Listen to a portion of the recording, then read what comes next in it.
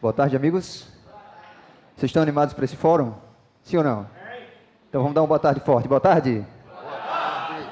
É uma satisfação imensa fazer uso da palavra aqui. Primeiro que está sendo uma experiência muito boa estar com vocês circulando aí o nosso estado do Rio Grande do Norte para levar esse conhecimento e as experiências que todos nós adquirimos, né?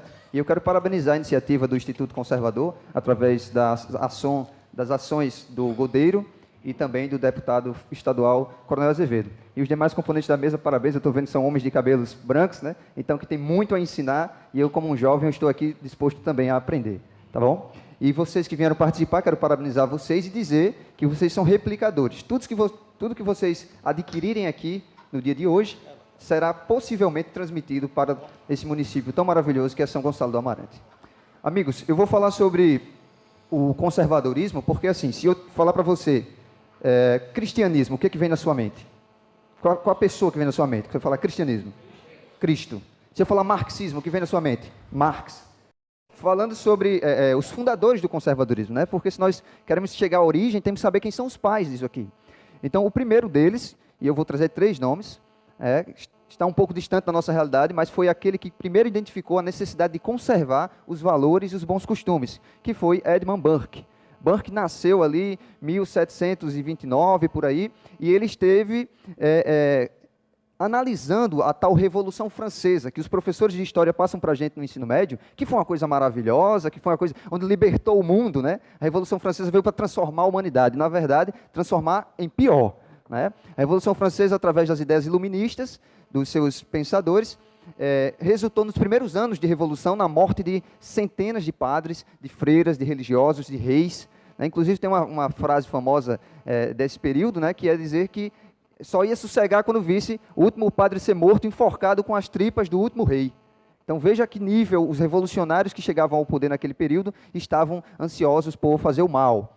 E Edmund Burke, vendo tudo aquilo se destruir, todo o passado de legado construído pelo reinado francês sendo apagado, a educação, a moral, a religião, Edmund Burke disse, não, peraí, isso está totalmente errado. Então ele começou a fundamentar ali os pensamentos mais conservadores. Então, às vezes o pessoal fica um pouco na dúvida, o que é ser conservador? É ser contra homossexuais? É ser contra isso? Aquilo? Não, não. É você tentar preservar aquilo que deu certo. E entre as coisas que deu certo, a família tradicional é uma coisa que deu certo. É uma coisa que precisa ser postergada, né? Então não é ser contra pessoas de sexo, opção sexual, qualquer que seja. Então o conservadorismo que nasce lá em Edmund Burke foi num sentido de preservação de instituições. Só que para você ter esse conservadorismo sendo passado de frente em frente, foi necessário acoplar a cultura cristã. E o segundo pai do conservadorismo que eu quero trazer para vocês é aquele que traz para dentro do cristianismo essa versão conservadora, é o Gilbert Keith Chesterton. Chesterton foi um dos pais do pensamento conservador no âmbito cristão. Então, ele inclusive tem uma frase maravilhosa, que é o que configura os dias de hoje, né, que é, chegará o tempo em que nós teremos que dizer para o mundo que a grama é verde.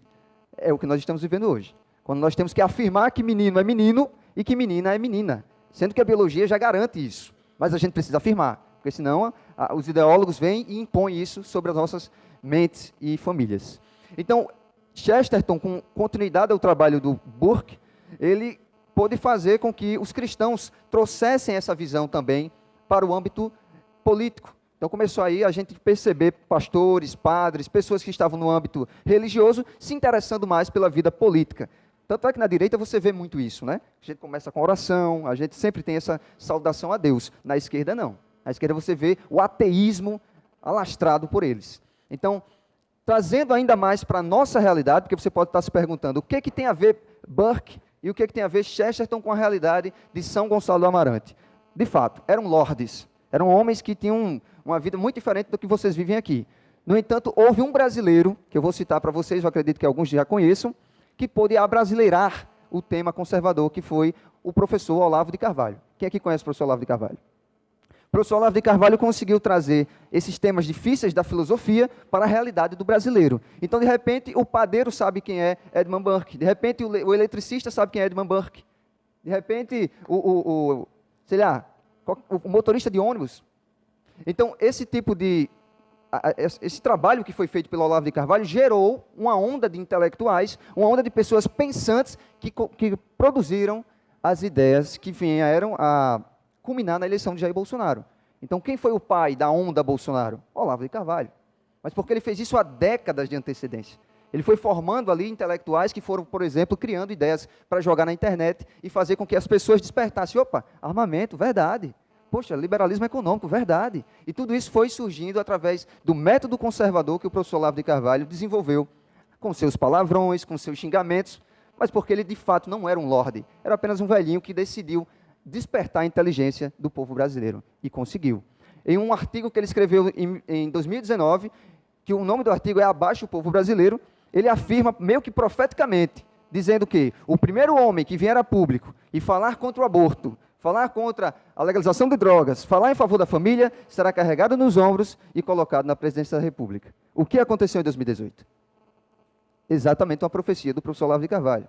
Então, o primeiro homem que chegou a público e com coragem falou isso, se tornou presidente e hoje governa a nossa nação. Então, de Edmund Burke, Chesterton ao Olavo de Carvalho, nós temos aí um condensamento do pensamento conservador que pode nos dar bases de solidez no nosso discurso. Então, não é somente ser de direita, é possuir as ideias que dão certo, que funcionaram lá na Europa, que funcionaram na África, que funcionaram onde forem aplicadas, diferentemente dos socialistas de esquerda, que onde quer que venha a ser implementada a ideologia marxista, a ruína será vista muito em breve. Então, o conservador ele tem esse papel de buscar em suas origens aquilo que deu certo, a preservação do que deu certo. Então, partindo para o fim da minha exposição, eu quero dizer para vocês, estamos numa Câmara Legislativa, e toda lei, ela precede de um princípio moral. Não existe a possibilidade de se aprovar uma lei aqui, sem antes a sociedade aceitar o princípio moral daquela lei. Então, por exemplo, é uma citação que eu estou gerando em todas as nossas palestras. Vocês me respondem sim ou não, que é possível aprovar uma lei aqui que permita a morte e comercialização de cachorros para comer? Sim ou não? Aqui, aprova isso aqui, sim ou não? Não, mas na China aprova. Na China é permitido você matar o cachorrinho e vender. Por quê? Porque o princípio moral daquela sociedade é muito diferente do Ocidente. Aqui nós temos o cachorro como um membro da família, quase isso. Então, para que você tenha uma lei aprovada, antes ela tem que partir de um princípio moral. E esse princípio moral é desenvolvido na cultura, através da literatura, da religião, da música, das artes. E isso é o meu e o seu papel. Se nós queremos ter um Brasil com leis diferentes, que não passe mão na cabeça de vagabundo, que não passe mão na cabeça de corrupto, o que a gente precisa fazer? Mudar antes a cultura. A transformação cultural, ela precede a transformação política. E todos nós somos imbuídos dessa missão, de mudar a cultura do nosso bairro, a começar por lá. Então, esse nosso evento aqui é para deixar essa mensagem para vocês. A realidade de São Gonçalo do Amarante será transformada quando todos nós aqui, de mãos unidas, transformarmos a cultura do nosso povo de São Gonçalo do Amarante. E assim, as leis que são aprovadas aqui, consequentemente, também mudarão. Amigos, essas foram as minhas palavras. Quero desejar a vocês um ótimo fórum. Com certeza vocês vão aprender demais com esse time maravilhoso que está composto aqui nessa tarde de hoje. Forte abraço. Obrigado. Obrigado, Daniel.